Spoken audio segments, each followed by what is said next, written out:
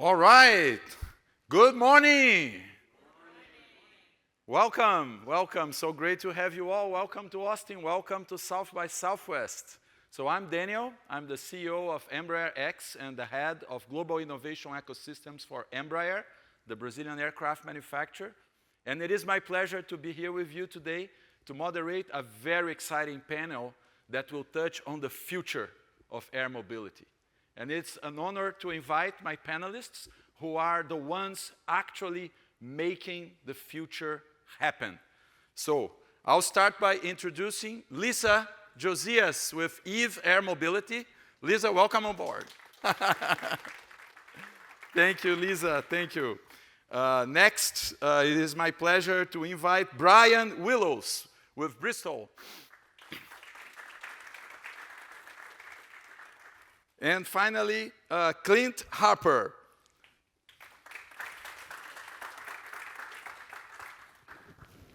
So today, the topic is on advanced air mobility or urban air mobility.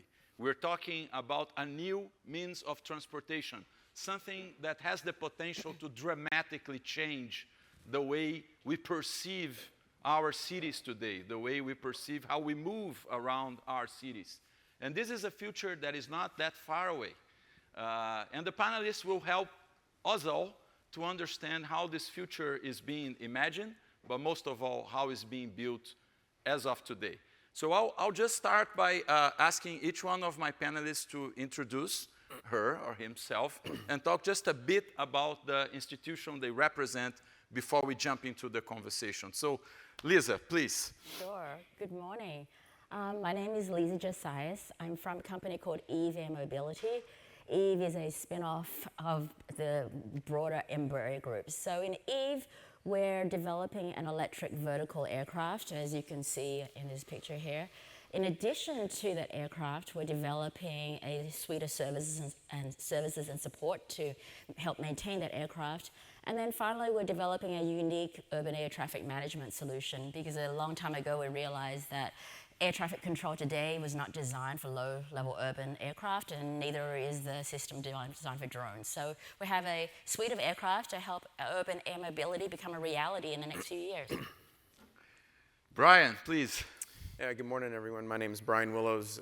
I am the Director for Advanced Air Mobility for the Americas for Bristow Group.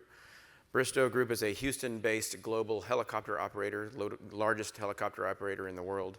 And we have, today we have two primary lines of business. One is the oil and gas flying off the Gulf of Mexico, and then we do search and rescue for governments around the world. So His Majesty's Coast Guard is Bristow provided. The third leg of our stool we see as the future is advanced air mobility as we see how we keep Bristow relevant in the next 100 years. Thank you so much for joining us today, Brian. And Clint, please. Yeah, my name is Clint Harper. It's an honor to be here. And who I'm representing, I'm curious out there, who is not within the aviation industry? All right, and so my goal is to be representing you all out there, in this space for that. And so I'm going to get up for this part real quickly. So I am a Native American. I'm Sisseton Wahpeton Ote of the Dakota people of the Great Sioux Nation. And what informs my work and what I try and do is acknowledging the fact that, the land that we're on, was once cared for as a beloved relative, as an elder, as a grandmother, and as a mother.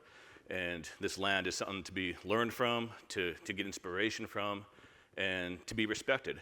And so in a sense, as we're looking at the future of aviation, really what we're trying to do in making aviation more accessible, cleaner, more environmentally friendly, and so on and so forth. We're trying to bridge that gap between the past of how we once thought about this land, as a respected elder, and what's possible with the future of technology and things of that nature. And so that is, really what drives me. And, less important, been in aviation for 25 years, mostly in the military, where I designed, planned, and operated infrastructure in non-traditional environments, which I thought was going to be useless on the outside, but has turned to be, have a lot of utility. I transitioned, received a degree in city and metropolitan planning and a graduate certificate in urban design from the University of Utah. And I've worked my career to try and bridge all these different worlds and passions that I have together to make aviation a better industry. And I'll leave it at that. Fantastic. We are so honored to have you, Clint, and all of you on this panel. And Lisa, I'll ask you to kickstart us all on the conversation. It would be nice, as Clint asked the question, and maybe half of our audience is not aviation people or aviation enthusiasts. What is it that we are calling urban air mobility?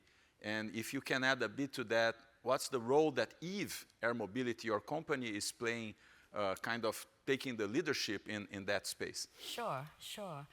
Well, first of all, let me lay the context. We're getting into a world where more and more people are going to be living in the cities. By 2050, 2.5 billion more people will be living in cities, which means that the way we move around, the way we connect with one another is going to get more complex, and there's going to be more challenges that we need to be able to come up with innovative solutions.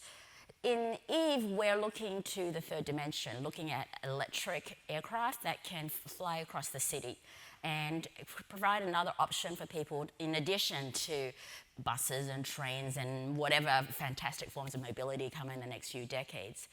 And that's really the crux of what we're trying to do, connecting people. And it's not as simple as just a commuter. We could be looking at creating more innovative solutions to bring doctors to suburbs and other communities more efficiently.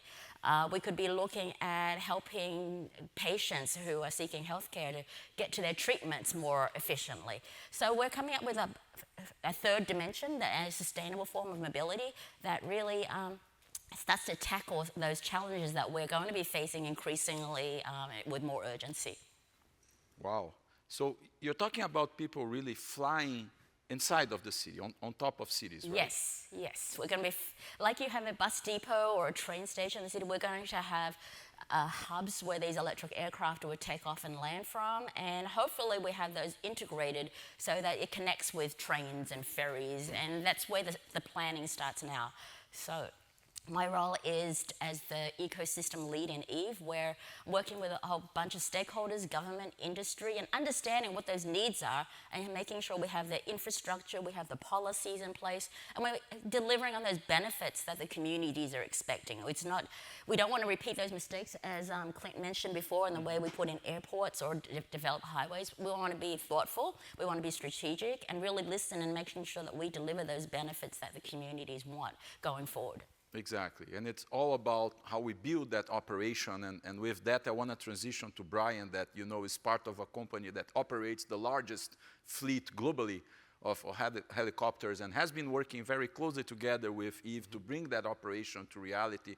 But I want to start, Brian, by asking you, when we talk about people flying on top of the cities, every time we hear talking about flying cars, is it what we're talking about here? No, we are not. These are not flying cars, and I think that's an important distinction to make.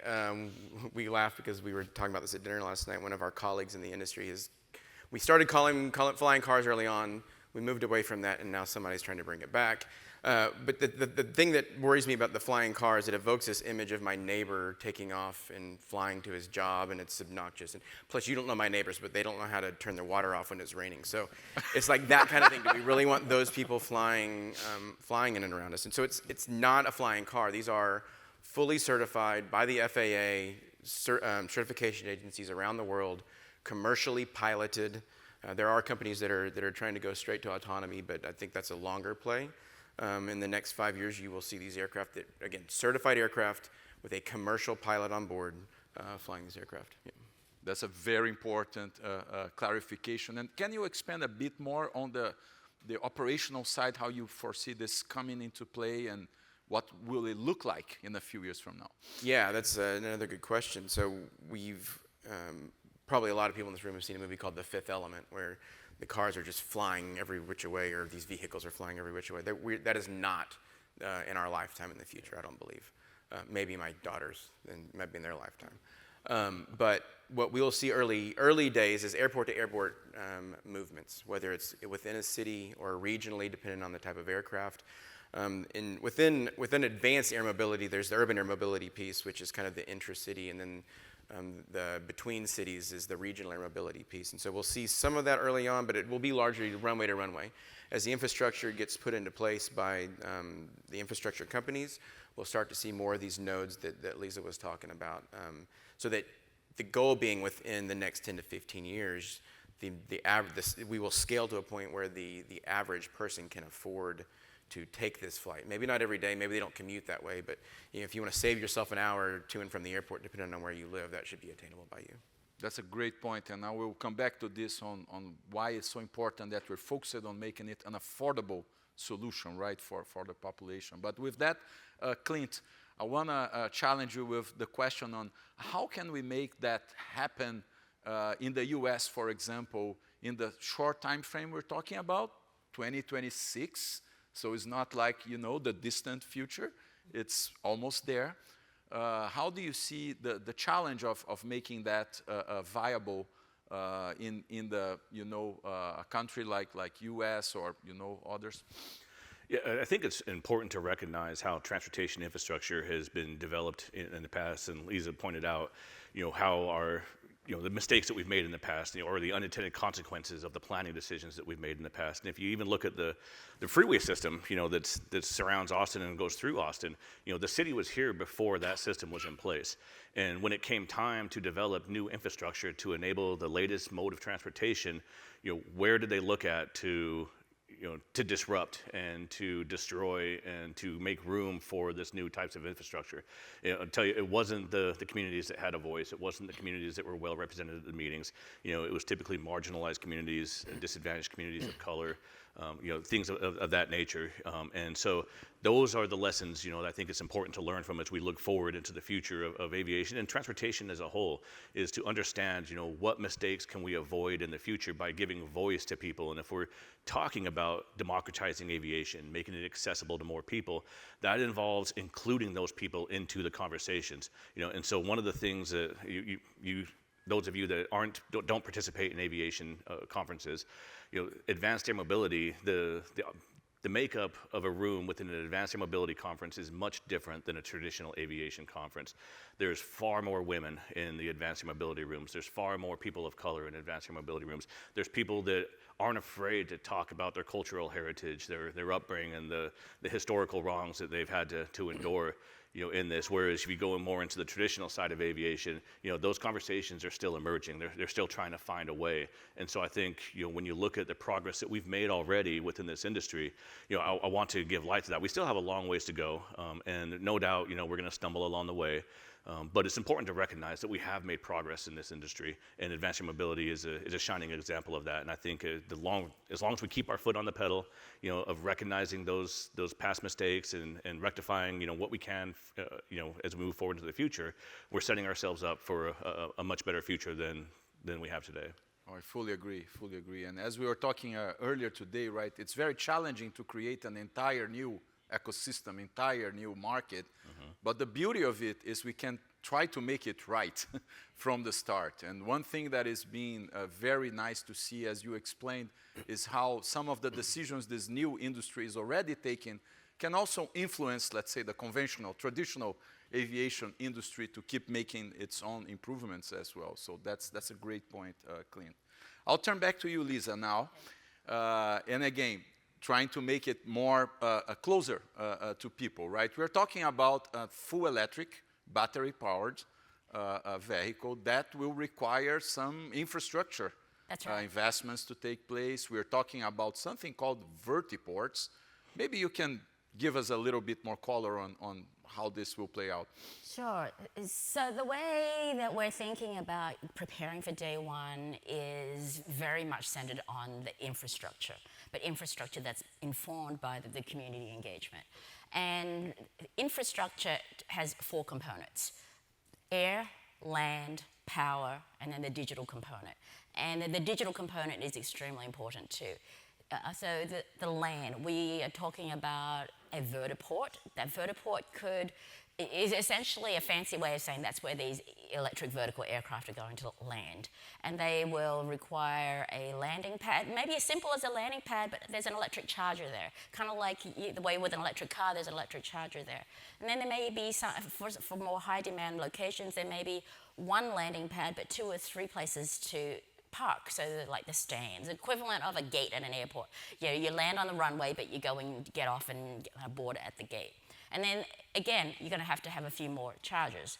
And then there may be something called a Vertihub, which may be like a major intersection. So if an operator decides to have a hub and spoke kind of a model, you may have 2 or 3 different landing pads and maybe a whole bunch of, it might be 5 or 6 different parking spots, the stands. And then you may even have super centers where these aircraft go and become maintained or they get stored overnight. So these are really different size infrastructure pieces that have a very different real estate demands. And then the digital piece is very important because we really need to be integrating the data and that situation awareness between all the players. For a fleet operator, they want to make sure that all the passengers have checked in. But because these aircraft are electric, they're going to have unique needs that don't exist today. So the vertiport operator will need to be able to give out information and share availability information about landing pads and stands and the availability of chargers. Imagine if you're driving to work, you're going to have a reserved parking spot for you. But imagine being able to just come to work, and that's your spot. And then that's your spot with a reserved electric charger for you. So that's how we're going to have to think about this, and it's a new way of planning, and we also are going to be opening up a lot of new jobs. So these are going to be new needs, new infrastructure, and I think it's a great opportunity to bring a really diverse group of people in. So it would make my heart very happy to see more women in aviation, and this is a great opportunity to look at new planning, new training, new career opportunities in jobs that don't exist today. That's amazing. Sounds amazing.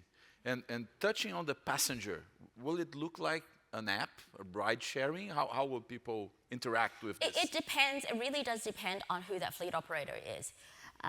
For example, Eve has a letter of intent with United Airlines. They have signed letters of intent for up to 400 aircraft. And right now we're working with them to look at what a route network in the San Francisco Bay Area might look like. They might just use their United app, so it's no different from you booking a flight from Los Angeles to New York, and maybe you just want to add on that extra leg to take you a little closer to home. Other operators might have their own individual app where you just book one route at a time. So it really depends on that particular operator. Wow, but I love your explanation. It's becoming to sound very real. It's coming closer to us, we're right? We're starting to make it a reality and think exactly. How are we going to do this? And Clint, of course, based on what Lisa has just said, it's much more than the vehicle, right? We talk a lot about aircraft. At Embraer, of course, we love aircraft. But what we're talking here is really much more.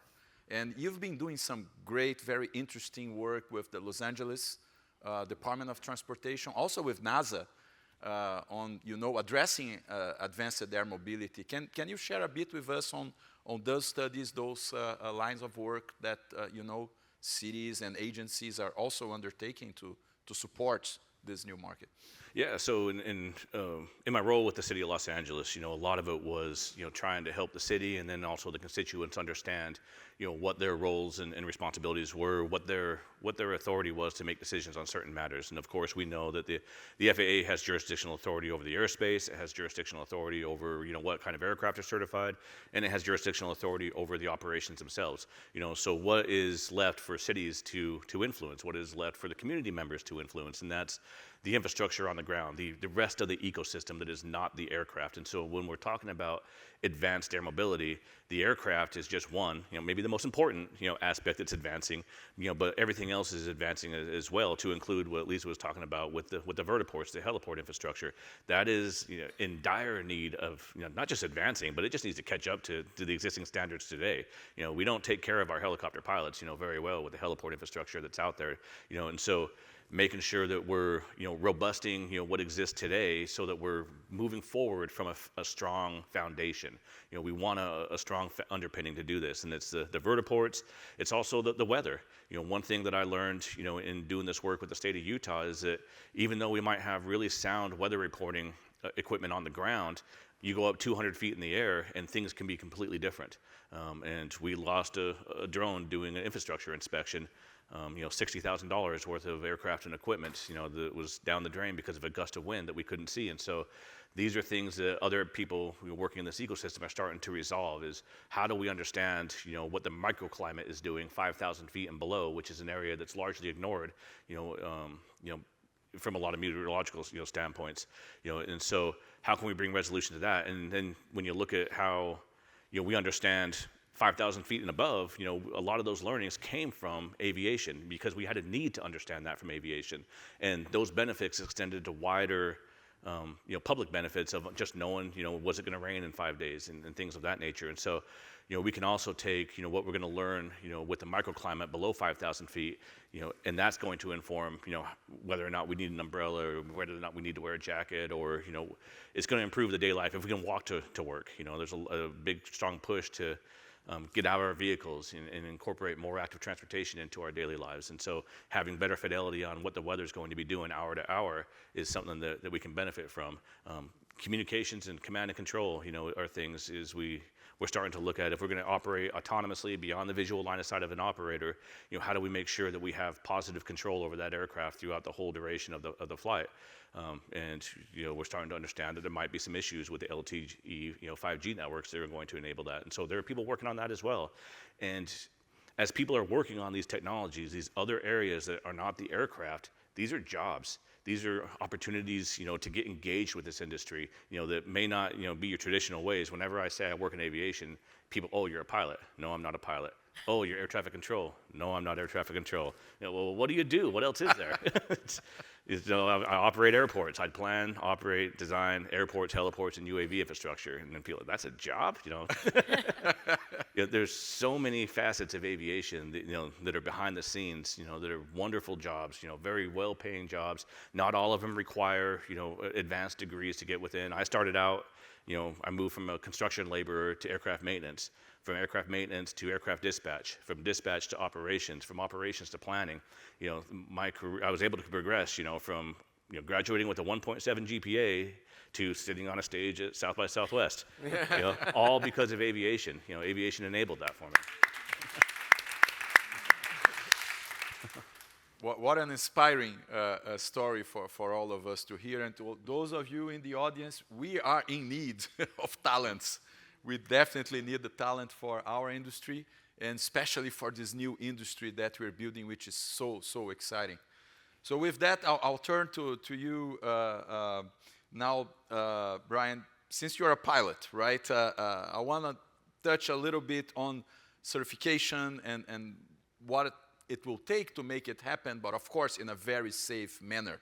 So maybe if you could comment a bit on the FAR, NPRM, the powered lift. What will be different about this new, model of transportation we're talking about? And if you can share with the audience the challenges that, yes, we're looking at. Yeah, there's a lot of challenges to what we're trying to do. Just because I know we have a lot of non-aviation people in here. So the FAA publishes the Federal Aviation Regulations called the FAR. That's what every pilot operates, every maintainer, every aircraft is governed by. So if you look at the aircraft that we see in the world today, there's primarily two different categories. There's rotorcraft, which includes helicopters, and there's airplanes. These eVTOL aircraft, almost all of them are neither airplanes nor helicopters, but they're also helicopters and airplanes at the same time. There's something that the FAA calls powered lift. In EASA, they call them special condition VTOL aircraft. So they fly like an airplane, but they take off like a helicopter is the easiest way to think about it.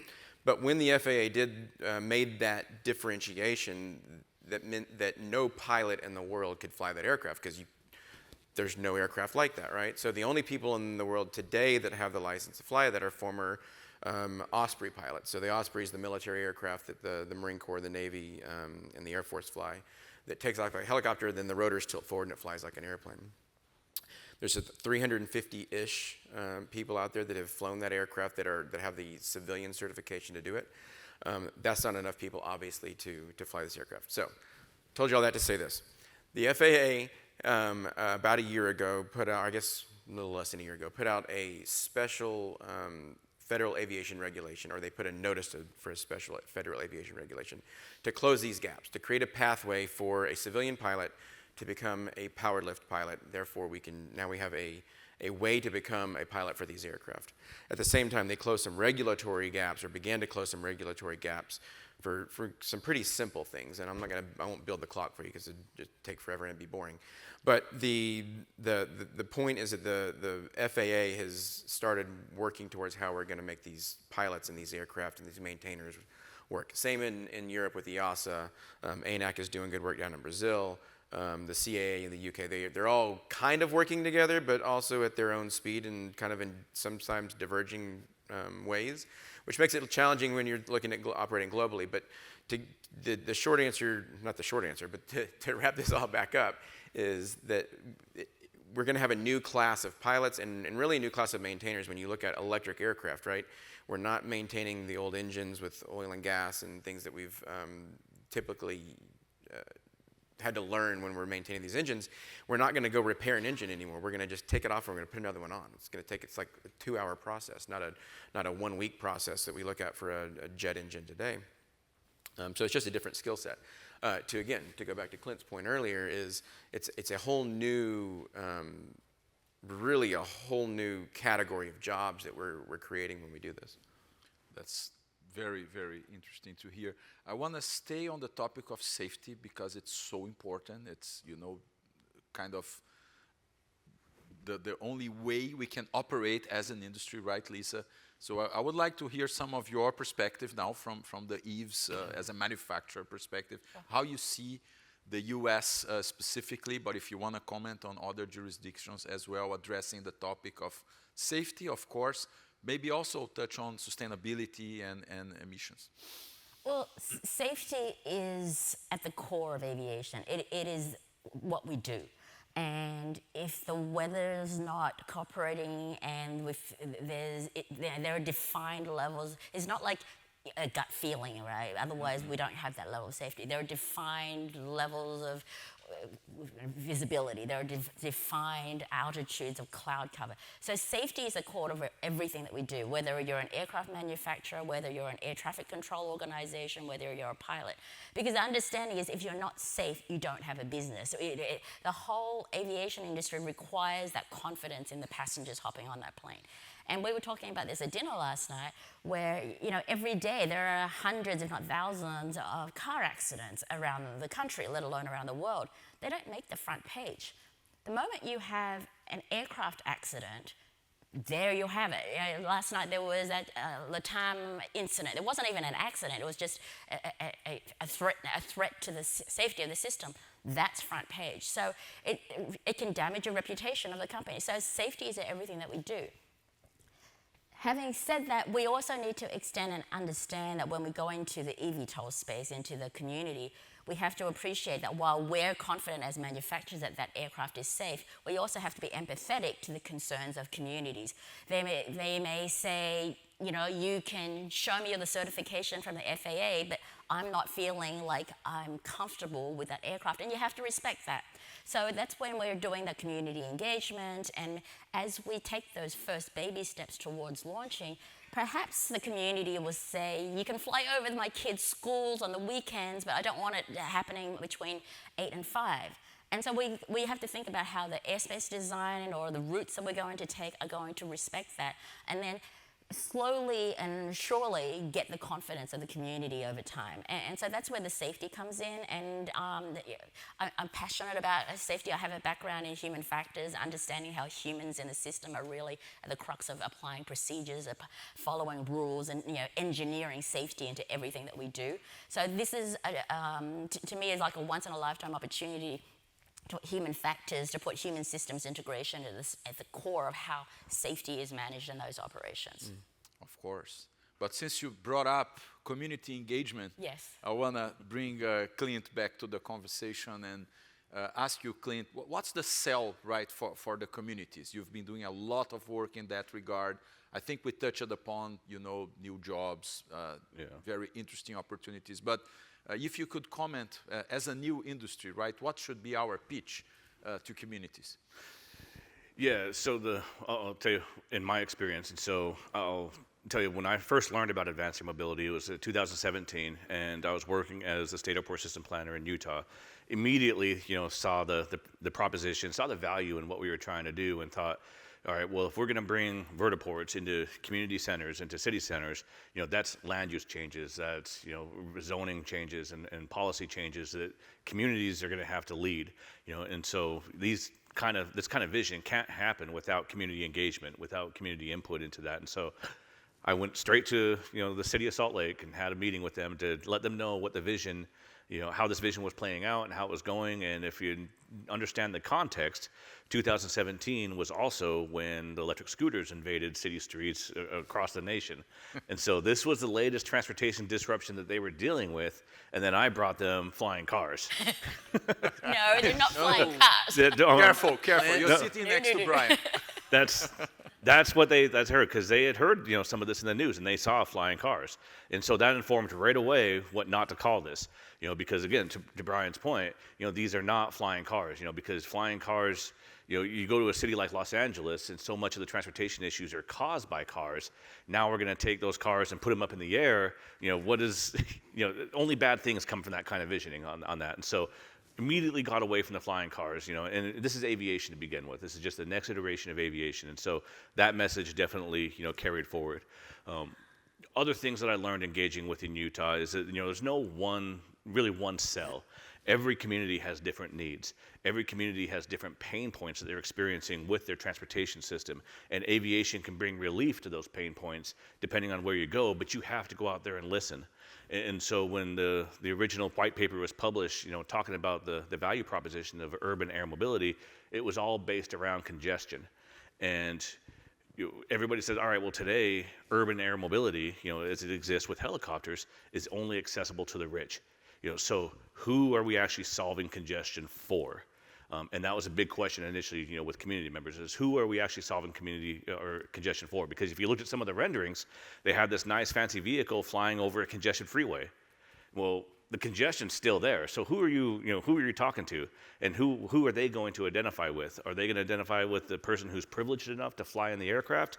Or are they probably going to identify with the person that's stuck in traffic on the ground still? And in 99.9% of the cases, it was the latter.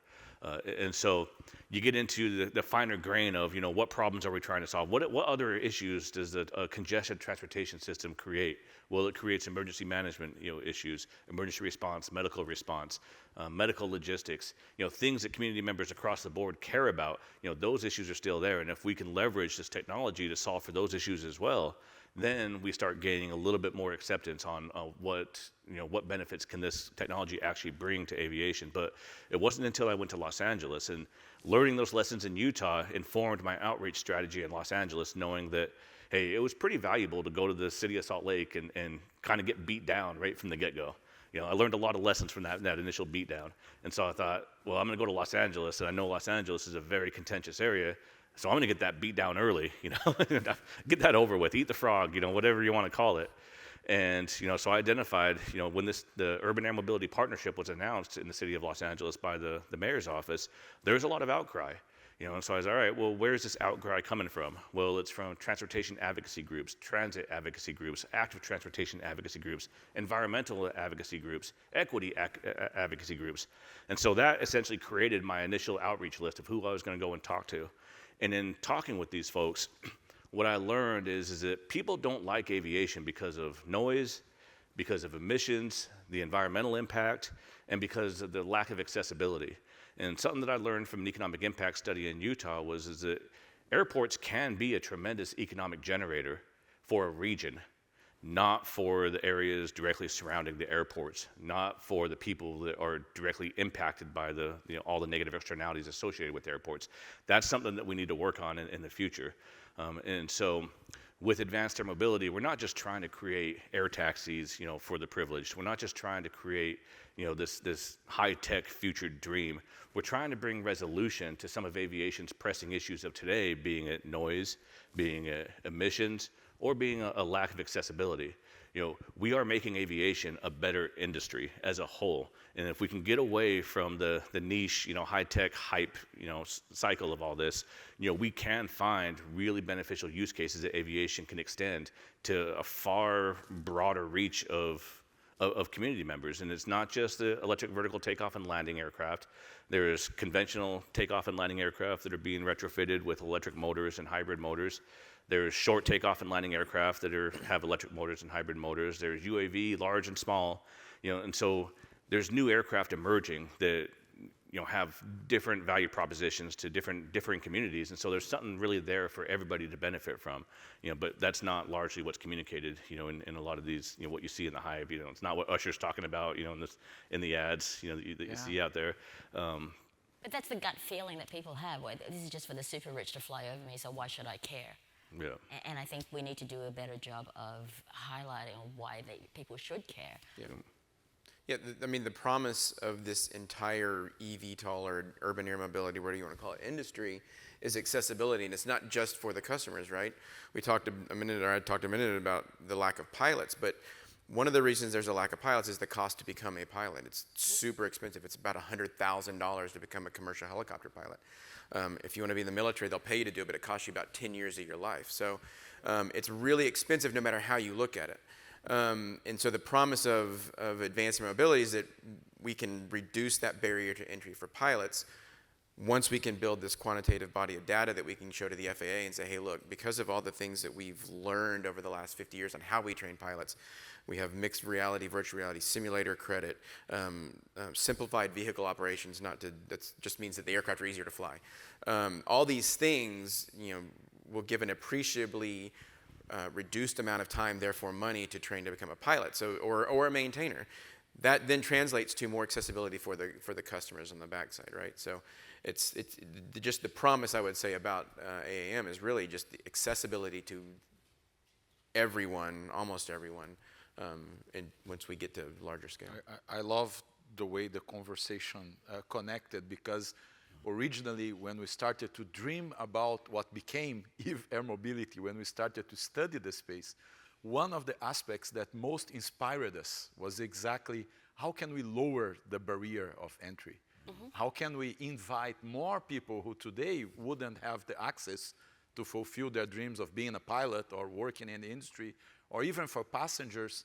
We can only imagine how many people will have their first experience to fly because they will be capable to afford an eVTOL flight, and today they may not be able to afford an aircraft, fixed-wing flight. So it's so many possibilities that we are opening.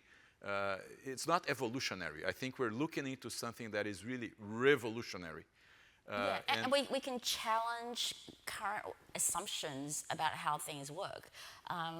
One of the really insightful conversations I had was with a medical district when we were doing the Chicago simulation. And we said, well, we're using our helicopters to test how the passenger experience would work. And we were also testing the price elasticity. I think we were selling tickets for like $100, and what if we take it down to 90 for like a 10-minute helicopter ride, which would be equivalent to about 1 hour and 20 minutes in the car. But the hospital system was saying, this is going to be a real game changer for us, because now we can start being far more flexible with the way that they schedule their clinicians. You don't just have to say, well, our heart surgeon only does heart surgery on Tuesdays and Fridays because that's where we have to keep them, right? And so the whole backlog of all these people waiting for heart surgery, and make sure you hit one of the Tuesdays or the Fridays.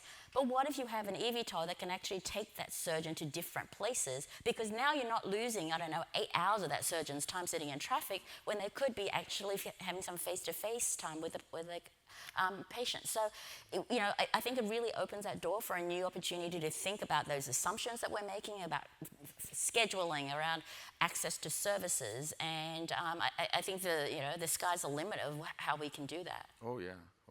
But I think you also touched on maybe we should be doing a better job, right, on how we communicate that to the general public. Yeah, because the gut feeling is this is some billionaire that's flying over me, right? Exactly. Can you comment a bit, Lisa, on how do you think we could reach the general public, or should we be doing more It sort of goes back to what Clint was saying, where we need to start with community education and community and consultation.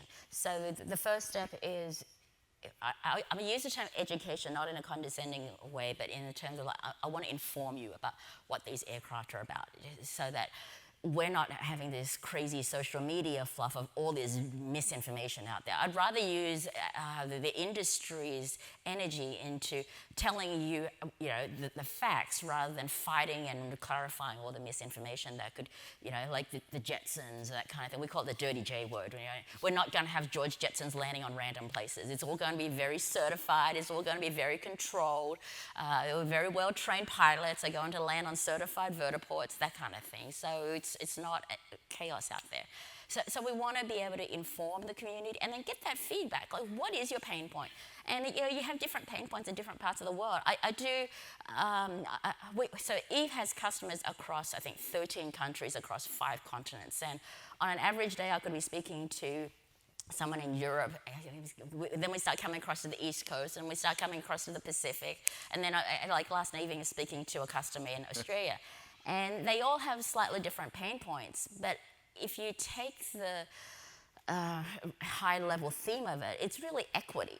So how can we make sure that people with disabilities can access not only the aircraft, but the whole passenger journey through the vertiport? There's no point designing an eVTOL that can seat someone with a disability if they can't move through that vertiport seamlessly. And we need to think beyond wheelchairs. People seem to think disability equals wheelchairs, that's it, we're done, right? And I went, no, there are people with invisible disabilities out there. I think this is an absolute game changer for people with autism or people who may have memory issues, because it simplifies that whole journey. You don't have to think, okay, grandma's going to get onto a bus, now I hope she manages to get onto the right train when she has to change to come visit me. And so if we can find a way to simplify those journeys and make it far less stressful, I think that's a real win.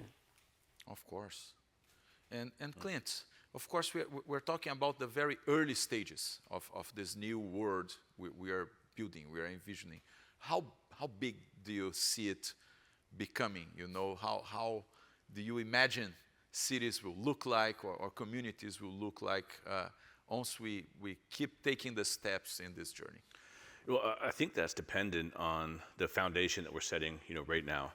And again, this isn't something brand new where we're going to flip the switch on the old and flip on the switch of the new. We're doing an iteration and a transition, as along this journey, And so the foundation that we're laying today is going to dictate, how big this truly can be. And I've incorporated this in some of my outreach as well, where in Utah, we know that in northern Utah, due to a number of issues, we're not an early launch market for any of the eVTOLs, the electric vertical takeoff and landing aircraft. So that's given us a little bit of time to think a little bit more holistically about how this infrastructure and how these operations are going to influence within the community. And so whereas the primary thing that's being focused on in initial launch markets like Los Angeles, Miami, is bringing aviation infrastructure where it was, that is closer to the destinations that people are trying to get to, which is typically central business districts, airports, large international airports, so on and so forth.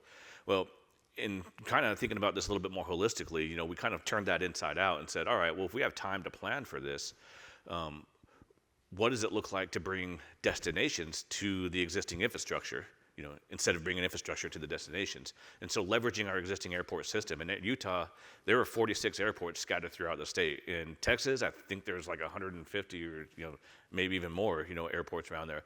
The airports that aren't these large international airports, sometimes they're just a runway, but they're nodes of transportation that can be leveraged in a new future transportation system. And so building off the foundation that we've already laid, improving the foundation that we've already laid, and then being honest in our outreach and engagement and listening to the feedback that we get on, how can this be a true game changer for all community members, not just the folks that are going to be able to be the initial riders on the eVTOLs, is really going to say, like, how is aviation going to influence lives in the future? How are we going to solve the needs of today? And then also, there's use cases out there, I'm sure, right now that we haven't even thought about yet that are going to emerge. There's technologies that we haven't thought about yet. I'm sure each and every one of you have thought, as we're talking, yeah, but Have you thought about this? Yeah, but what about this? Those are all solutions waiting to be solved. Those are innovations. Those are tech ideas. That it's all going to influence, the direction that this is going to go into. And it takes that open dialogue, with everybody to bring those voices in and to really tease out, the right direction forward instead of, trying to stay down this, we're going to solve congestion, type of lane. There's so much more opportunity out there for this, again. And the goal is we're making aviation a better industry. And that's what resonated with the folks in Los Angeles. Not one of those meetings did I get things thrown at me or did I get yelled at or called names. Nobody really, like this, they still were skeptical of advanced air mobility and what it was bringing, but they appreciated the need to fix an industry that has historically, been problematic, for a number of reasons. They all said, basically said that, yeah, we understand the need to plan and we understand the need to fix aviation and we can be supportive in that, right? And if this is the initial step in doing so, we can be on board with that. We may not agree with the air taxi concept and some of the other things that they're talking about, but we do agree with bringing resolutions to some of aviation's legacy issues. That's really inspiring, Clint, and it's really up, not just to us as an industry to make it happen, but all of us as a society. And we are so blessed to have experts like you joining and bringing such topics to the forefront of the discussion. So, we're getting now close to the end of the session when we take questions from the audience. So we have a microphone just over there, and if people who are willing to make questions can line up before the microphone so that the broadcast can capture the questions. Just before I take the first question from the audience, I want to wrap the panel discussion with you, Brian. As an operator, right?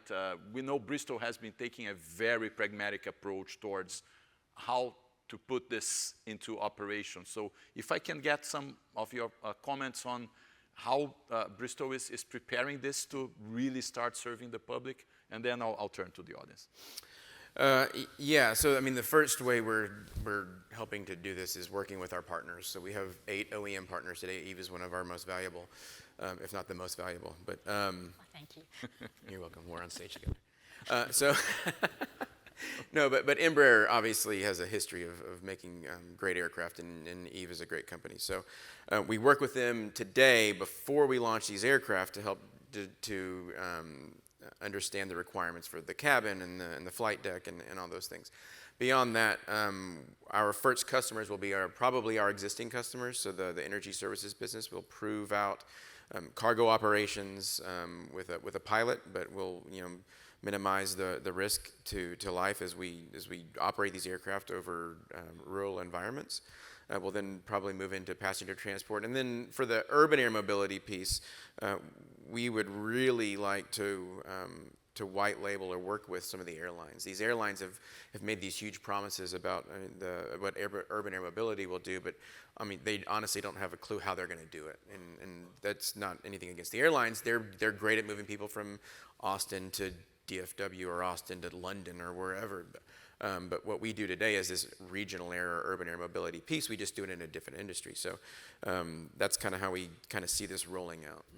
Thank you so much, Brian. So let's start taking the questions from the audience. I'll just ask you to be short so that we can answer as many questions as possible. Please, go ahead. First, thank you. It was very good, the discussion. I think that those are the kinds of discussions that's worth coming to South by Southwest. Thank you. Thank you. Yeah, thank you. Lisa, I disagree with your statistics about the future of the cities as the traffic is dropping in some cities, and I think your statistics is before this because the impact will change dramatically. And my question is about that. So I live in Brazil. I think about acquiring a house 50 minutes by car to the city because I know in the future I can fly to the city. So I think this is the type of disruption like the appetite drugs that are changing the supermarket industry. So how do you guys think you're going to change the real estate industry, making people live outside of the cities in the nature because they have these type of solutions? I think that's a great question, and we probably won't see the results of that for decades. As we're talking about urban mobility, we are starting to talk to real estate companies, especially somewhere like Brazil where there are so many condominiums, and so that we are starting to have some conversations where real estate companies are thinking about putting a vertiport on the top of their of these homes, or a vertiport on, say, on top of I don't know, a center hub, like a shopping center or something like that. So it is starting to tweak the thinking. I don't know if people will see that as a way of living outside. I mean, obviously we're in this post-COVID world and the dust is still settling. And some people are going to the office once a week. Some people are going every day. So I think we'll open some opportunities for people to think, well, maybe I can live like a 90-minute drive out and it won't be a big deal because I can just fly in once a week. Thank you. Yeah. Thank you. It's amazing to look at the potential that it can do for people in far and remote areas, frontier and remote. But can you talk a little bit more about the power needs of, and maintaining utilization of a vehicle that requires quite a bit of power when you're trying to serve communities that are out a little bit farther away from the city centers? So you just talk about the power needs? Yeah.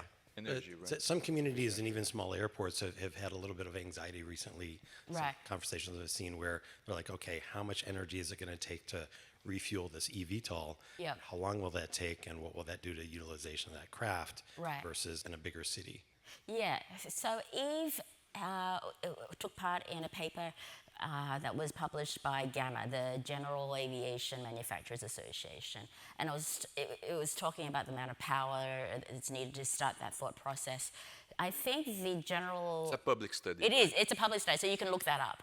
And I think the general assumption was that each charger would require about 450 to 500 kilowatts, and then that number would obviously not multiply by the number of chargers that you have. But I would direct you to that paper by GAMA, G-A-M-A, and that will give you more information about what that need is. I'd also say that the eVTOLs aren't the only emerging technology that is threatening the future energy infrastructure that's out there, and so a lot of this with the electric vehicles and other emerging technologies is driving a whole new conversation around how do we sustainably support all this through a diverse energy portfolio. What does that look like within the city center? What does that look like out in rural communities? And how does it all connected so that we have this connectivity? And I think that conversation is still pretty nascent and ripe for influx of input into that. And so we've started some of that in Utah. I know a lot of it's been started in California as well. They're looking at also hydrogen hubs as well. And so I think there's probably not a lot of great solutions to directly answer your question right now, but there's tremendous opportunity to provide feedback into that and to get any concerns or getting any ideas included as a part of that conversation that's ongoing.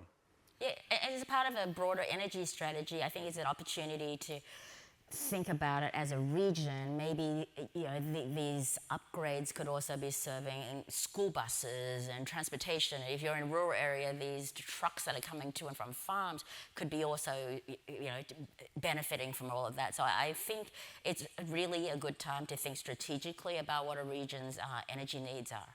It's a new grid, right? A new energy grid. Potentially. And these aircraft are only going to be as green as the source of the energy. The energy. So I do shy away from saying it's completely zero emissions if I'm thinking it's probably going to be having energy, charging energy from a coal-fueled electricity plant. So it is time to think about that big picture and how we can leverage that future technology. You want to jump in? Well, no, I guess I would just add that we're having these conversations now to actually get to the answer to your question. We don't, as you saw, we don't really have a great answer, but we are having these conversations with the energy companies today, just so we can make sure that we're ahead of that curve. Yeah, this is a good point, right? Because a lot of what we discussed in the panel today is an ecosystem type of approach. And it's nice that we have some energy companies partnering with Eve and approaching us, and we're discussing exactly how to address the question in such a way that, again, since it's a new system, that we can think it in advance and try to build it right. Right. But it's one of the big challenges for sure. Thanks for the question. Hi, I'm Haley, and I work in tech. I think this talk is about eVTOL flights a reality. So my question is more around some practical pain points that I personally experienced. So when I was trying to get my private pilot license, I found that the learning curve is very steep. And also, we need to get ratings for instruments, even if after I got my license for visual flight rules. So my question is around autopiloting. Since that the cost for training pilots is so expensive, in my personal experience, on average, my friends and I, we need to spend like $200,000 just for like a private license. Not to say you're gonna fly for commercial. So as I'm thinking, about if we should heavily investigate in like autopiloting, because we already have to depend on like instrument anyways, and like I think algorithms are better than human to depend on the statistics. So my question is like, should we go for the like traditional route of training future pilots, or should we just invest in more like artificial intelligence to do this for us? Wow. It's a great question. The pilot will take it first. Yes. I'll take that one. Yes, we should do both. The aircraft that are being built today are being built from the ground up with autopilot or autonomy as a future state. The fact is that the passengers in the world and the regulators are not ready for autonomy yet. One of the things that was in the NPRM, the SFAR that I mentioned earlier from the FAA, was that a line in there that says, we are specifically not going to talk about automation in this document because they're not ready for it. They don't know what they don't know. That said, excuse me, the technology is 98% of the way there already. It's just how do we regulate it? How do we understand? The pieces that we're missing are kind of the detect and avoid, things like that for the autonomy piece. For an autopilot situation, or autopilots, flight directors, things of that nature, that technology has existed for decades. And it goes back to kind of this point of how do we train pilots, of we've got this technology that's already there, it's already robust, it works great. Why do we need 1,500 hours for one pilot to be an airline transport pilot? Now, there's all kinds of arguments about it. I don't want to open that can of worms, but the point is that we have learned over the last several decades more efficient ways of training pilots. We have safer aircraft, and then we have different tools that we can use, like simulators and things of that nature, that replicate the training, and actually in some instances do way better training than actually flying the aircraft. So these flight hours that you need, that you can only get in the airplane or aircraft, are becoming less and less a good indicator of what a well-qualified pilot is. You want to make a very brief comment on how Eve is approaching autonomy? We're approaching autonomy where the aircraft should be very close to being able to operate autonomously from day one. But that goes back to safety. Safety is the crux of everything that we do. And the FAA or any other regulator around the world, they need to collect enough data from real flying to feel confident that there's a safety case and the risks are being managed. Autonomy, any computer program, it's only as good as the programming. And so we need to make sure that we're managing all the risks. There's this assumption that if it's going to be automated, therefore you're taking human error out. That's a myth. Whenever you're bringing in new automation, you're also bringing in new types of errors. And one of the risks is complacency, or automation complacency. Google said it, so therefore it must be true, right? No. So we want to make sure that we've got it right, and safety is what we need to drive towards and have that confidence in before we can go to full automation. Like very quick follow-up. So about like eVTOL, are they like more accessible and safer than traditional like Cessna planes? It's going to be certified closer to, we're still working with the FAA, whether it's SFAR, but it's going to be certified closer to the standard of a commercial jet than it is to a private aircraft today. Extremely safe. like more propellers is like safer, I think. Like from my personal perspective, I feel like eVTOL are like safer than like regular planes. I don't know how true is that though. That's to do with it. Just these aircraft in general are safer. Fly-by-wire technology enables a whole slew of things that we can do with the aircraft or can't do with the aircraft. Actually, is a better example. You can't flip it upside down, right? It won't let you do it, right? A helicopter, airplane, you can. Yeah. So inherently, just from a design standpoint, they're safer. Yeah. Okay. Thank you. Thank you for your question. Thank you so much. We are shortly running out of time, so if you can keep it short, we'll also try to keep answers We can short. talk afterwards too. And we'll be around. Yeah, absolutely. So my name is Ali Tabak. I'm the entrepreneur in residence at Black & Veatch. Appreciate the work and sort of the perspectives on this panel because these conversations are important. Most of my career I've spent in sort of pre-commercial and early commercial markets, and I always look for what are the inflection points, like what are the leading indicators to a market going from kind of those very early days to later. You guys have touched on a lot of those issues, but do you have any one thing that you are thinking about or a couple of things that you're thinking about will be sort of the domino that goes in this market? I'll give two of them, and I think it's as we look at it. So the first is regulation. If the regulators can get on board, then we can move forward. Then the second is demand. So I think we kind of take for granted as an industry customer demand. I think that may be a slower adoption rate than we were thinking, but once we crack that nut and we get people realizing this is not it's not a tool for the rich, it'll explode. And that's where the stakeholder engagement and the community and education comes in. I've got this model in my head where it all starts with the community, the local government, with the industry, and then that influences policy. And then, like you're saying, the policy and the regulations is what is going to drive the rate of adoption and where you can land and where you can't land. And so that sort of resonates out. Yeah. I was going to add is also the orders, right? The backlog of almost 3,000 vehicles that it has, aircraft. I think is a pretty good indicator that we're And getting there. And about 1,000 of those aircraft we have on our books are in the United States. Yeah. So it's exciting times. Exciting times. Next question, please. Thank you.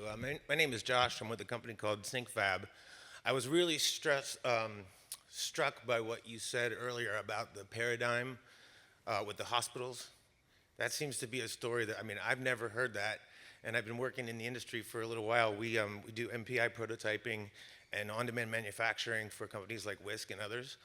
And the other thing that struck me is the story that's not told, that because this is aviation, all of the regulations like DFARS and ITAR and NADCAP and all that kind of stuff, that keeps these jobs in this country. And I think that's a little bit of a story that needs to be told. Is there a group that is doing like overall messaging for the industry that can tell some of these stories? Gamma is an organization, but I suppose that's the closest we have right now. That's sort of advocating for the AAM industry from the manufacturer's point of view. But I think, Clint, maybe you and I can work on this with Brian. Sort of take a very diverse perspective of all these different players in the market and say, this is what we can bring to the table. And so you raise a great point there. We just need to be clearer and speak more plainly. Aviation has a very, very bad history of communicating with the public. You just speak in jargon. So I think we need to do a better job of delivering a very clear-cut, simple to understand message of what benefits we could potentially bring. Thank you. I'll move to the last question and then we'll close. Okay, I know all you guys, but my question's about trip costs. So if you go 50 miles in a car, it's going to be 35 or 40 bucks, right? That's the trip cost for the car.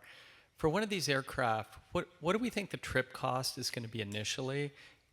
What's the point of arrival, and what will it take to get there, kind of in the long term? And then how is that going to influence demand? So, great question. Thank you. Well, first of all, the trip cost is going to be determined by the fleet operator. And Eve is taking a pure OEM role. It's hard enough designing aircraft, let alone being the operator. So I'll leave that part to Brian. Rude. But we have crunched some numbers. A couple of years ago, we published what was called the Miami-Dade Concepts of Operations. Feel free to look at our website. It's all publicly available information. And we see day one operations to be more expensive, and then over time, through adoption, through greater seat availability, that price point should come down. So I think this is about 2 years ago, we crunched some numbers, and I think a 20-mile flight we thought it might be about $140, $150, but with a moderate tempo, it's going to drop down, and then eventually, one day when we have autonomous flights, we can take the pilot out and then add another 1 or 2 seats, and then we can divide that cost of that operation by 6. So it'll come down over time. How fast is it going to depend on adoption rates? Do you want to add anything to that? Yeah, from a messaging perspective, something that I've always tried to be upfront with is, historically aviation has always existed to transport high value, time critical assets. And today high value in air taxi worlds might be someone making north of 7 figures a year. And time critical, depends on what the use is. And so high value, time critical, really aviation is still going to serve, those kinds of markets. What's going to change as we get into the future is how do we define high value and time critical, and it's going to be a needle that's going to be constantly moving, just like aviation is, today. We started out, it was very exclusive, back in the early days, pre-deregulation and those kind of things. I always mention a funny skit from the TV show King of Queens, when Doug and Carrie were dressed up really nicely, and people would dress up to fly, right? And Arthur comes in and says, "Oh, what y'all dressed up for? You flying somewhere?" It was just assumed if they were dressed up, then they were flying somewhere, and so that's changed. You look at ticket costs back then to ticket costs today. It's a needle that's always moving, and so we're constantly redefining what is time critical, what is high value, and that we're going to continue to redefine that. That's a great note to close the panel. So I want to thank our panelists so much for this very insightful discussion. I want to thank our audience as well. Thank you so much. It's great to be here at South by Southwest and really bringing aviation closer to people. So thanks a lot. Thank you so much. Thank you. Thank you.